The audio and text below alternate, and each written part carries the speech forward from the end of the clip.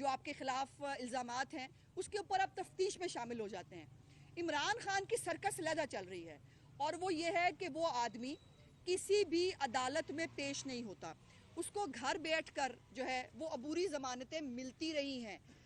लेकिन इस दफ़ा वो लाहौर हाई कोर्ट में जब अबूरी ज़मानत लेने के लिए गए तो जज साहब ने कानून पढ़ा हुआ था और उन्होंने कहा कि ऐसे नहीं होता, आपको सरेंडर करना पड़ता है। और कानून भी ये है कि आप सरेंडर करते हैं कोर्ट के सामने और कोर्ट आपको चंद दिनों की मोहलत देता है कि आपको गिरफ्तार ना किया जाए, आप तफ्तीश में जाकर शामिल हो जाएं और जो जो आपके ऊपर इल्ज़ाम है उसको जस्टिफाई करें।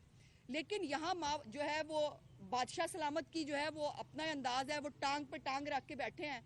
वो प्लास्टर जो है वो कभी तस्वीरों में उतर जाता है, कभी वो प्लास्टर चढ़ जाता है। और मेरा सवाल यह है कि जो हड्डी टूटी हुई है, बकौल फवाद चौधरी के फोरेंसिक बाय द वे ये नहीं कहती, जो इमरान खान की मेडिकल रिपोर्टें अव्वल तो वो शौकत खानम बनाती है सिर्फ मेडिकल, और अपने टेस्ट वो कहीं बाहर से नहीं कराते। इसके क्या वजूहात हैं ये आपको भी मालूम है और मुझे भी मालूम है, चूंकि बाहर कहीं कराएंगे तो सच सामने आ जाएगा। शेख रशीद भी आपको याद है ना, वो भी नहीं टेस्ट करा रहे थे, कहते मैंने नहीं कराना।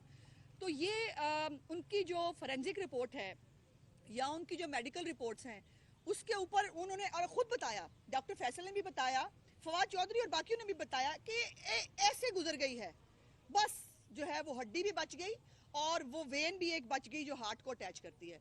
और आज जो है जब अदालतें बुला रही हैं तो अब बहाना ये है कि जी फ्रैक्चर है। मुझे कोई ये बता दे, पहले तो डॉक्टर भी पूछ रहे हैं